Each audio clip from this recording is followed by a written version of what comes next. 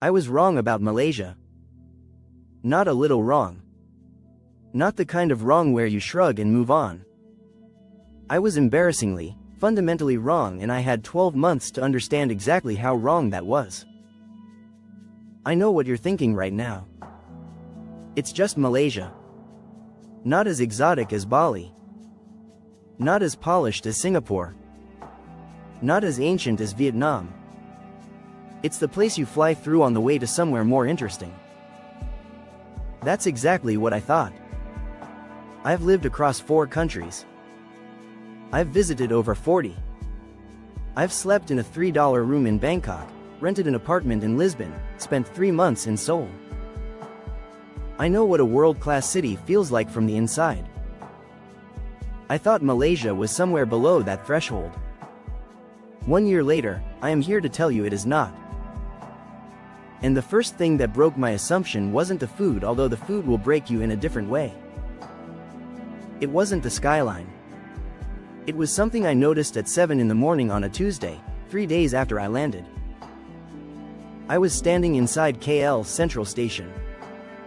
And I realized I had just traveled from the international airport to the center of the capital on a silent, air-conditioned express train in 28 minutes for $11.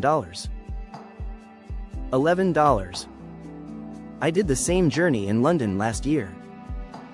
It cost me £40 and took 45 minutes, and a man ate a full English breakfast next to me with his mouth open. Now Bangkok is extraordinary. The energy in that city is unlike anything else in Southeast Asia. But Bangkok's traffic is a war you lose every single day.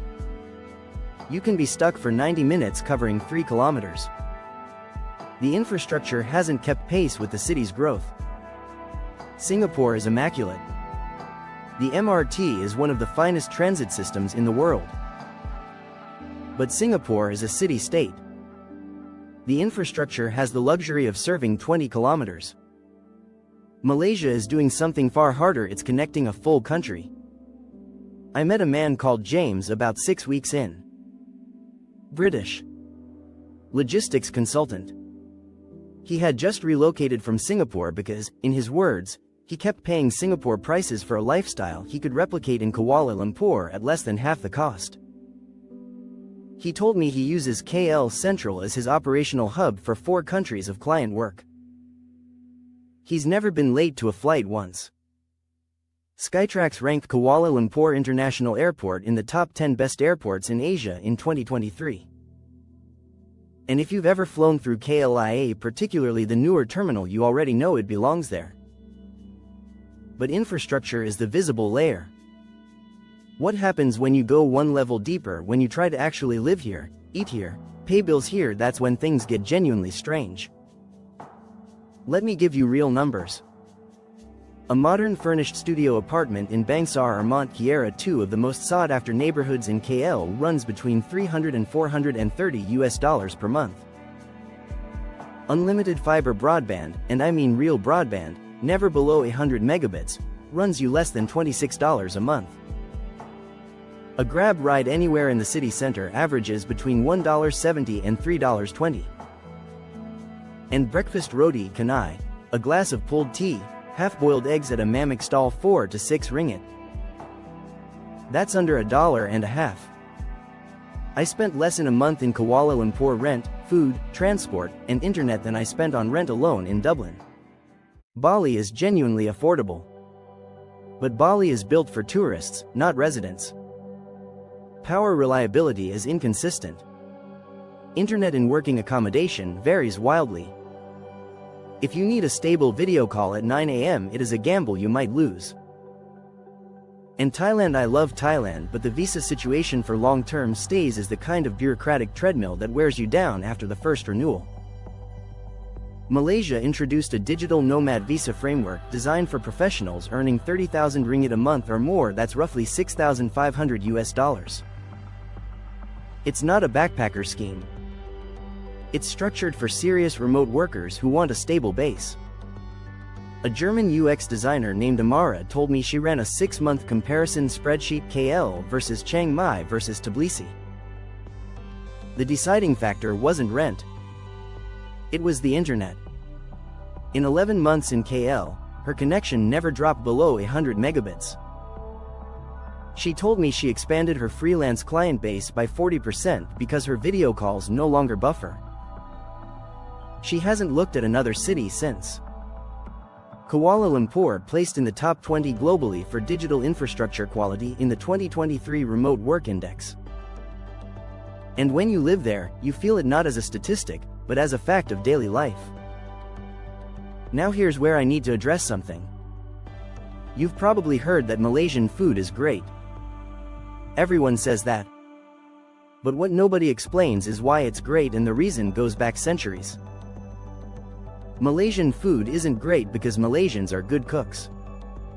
It's great because Malaysia is the only country on earth where 3 ancient culinary civilizations were forced to share the same street corner and compete for your attention every morning.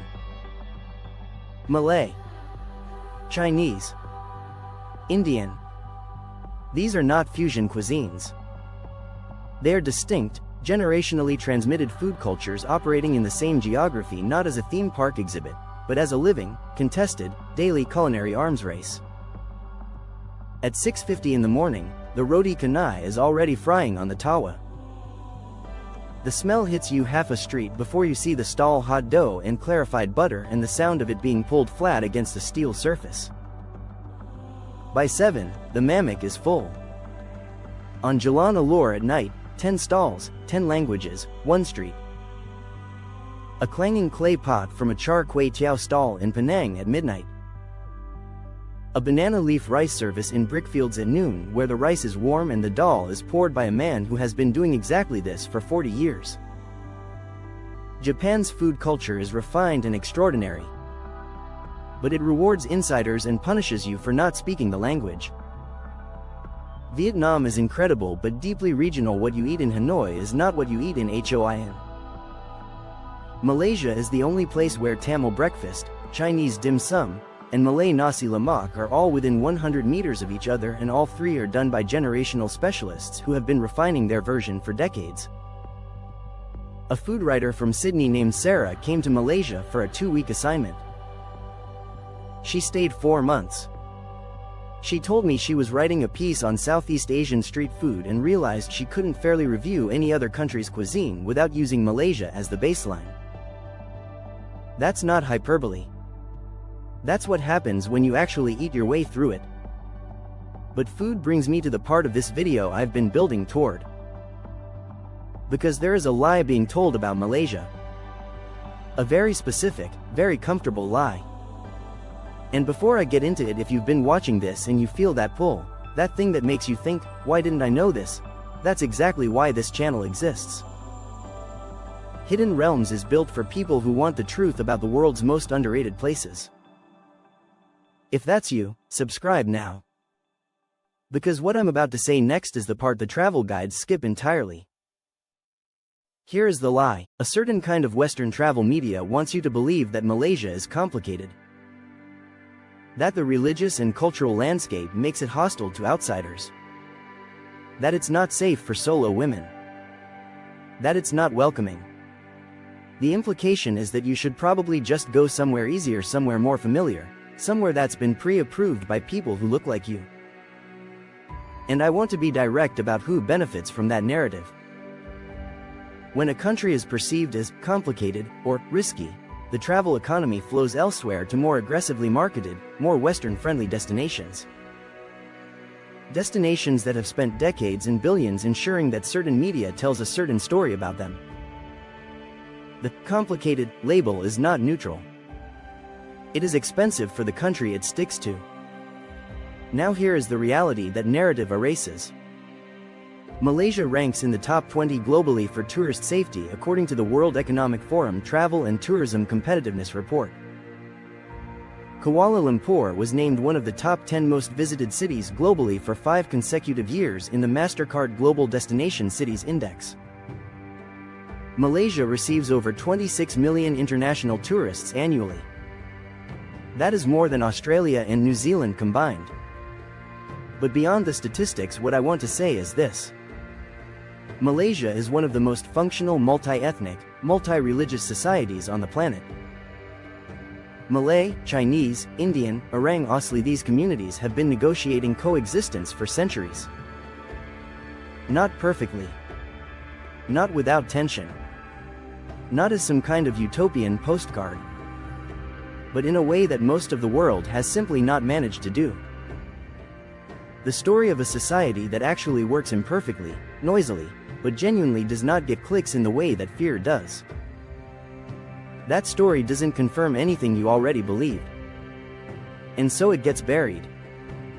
The lazy narrative about Malaysia is not just wrong. It is keeping people away from one of the most genuinely welcoming countries I have ever visited. And I have been to 43 of them.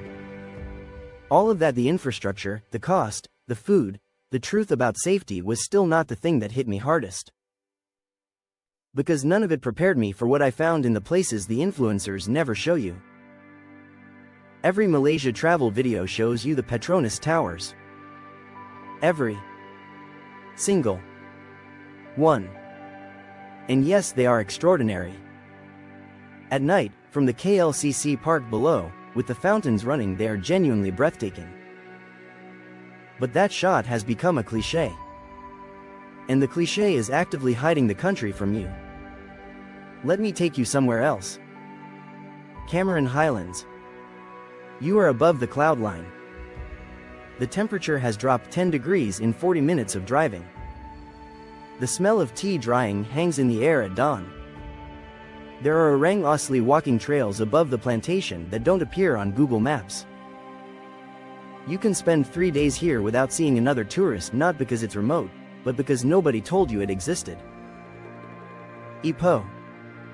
It looks like Penang 20 years ago, the same gorgeous colonial-era shophouses, the same deep-rooted dim sum culture, the same slow burn beauty.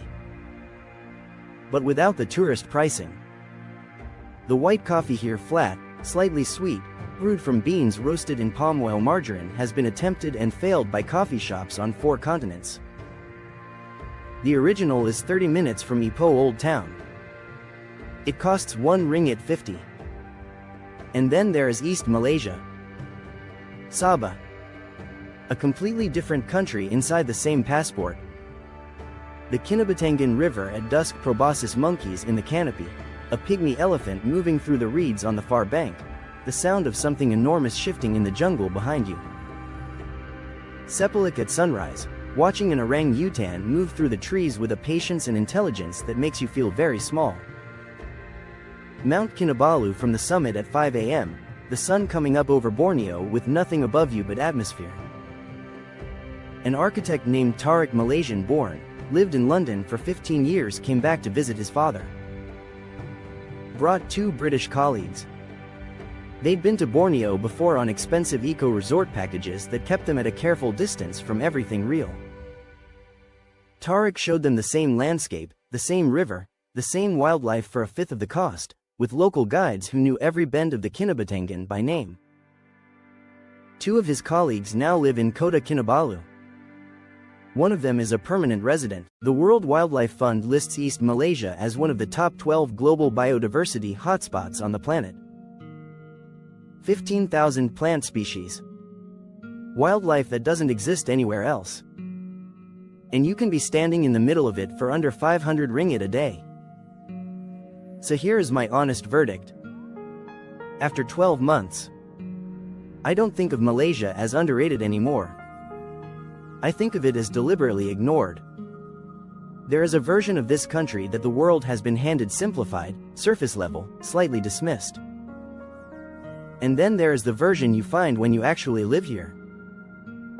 When you eat at the Mamak at midnight, when you get lost in Ipoh's old town, when you stand on the summit of Kinabalu as Borneo comes alive below you. I was wrong about almost everything. The assumption I walked in with, that this was a pleasant country, a transit country, a country you move through on the way to somewhere more interesting, that assumption did not survive a single month. Malaysia earns the right to be compared to anywhere. And it wins more of those comparisons than the world gives it credit for. If this video changed the way you see Malaysia, subscribe to Hidden Realms. We go to the places the algorithm skips. New video every week. And now I want to hear from you. Do you think Malaysia is Asia's most underrated country, or do Japan and Singapore still have the genuine edge? Leave your answer in the comments. Because if this section isn't an argument within the first hour, I haven't done my job. I'll see you in the next one.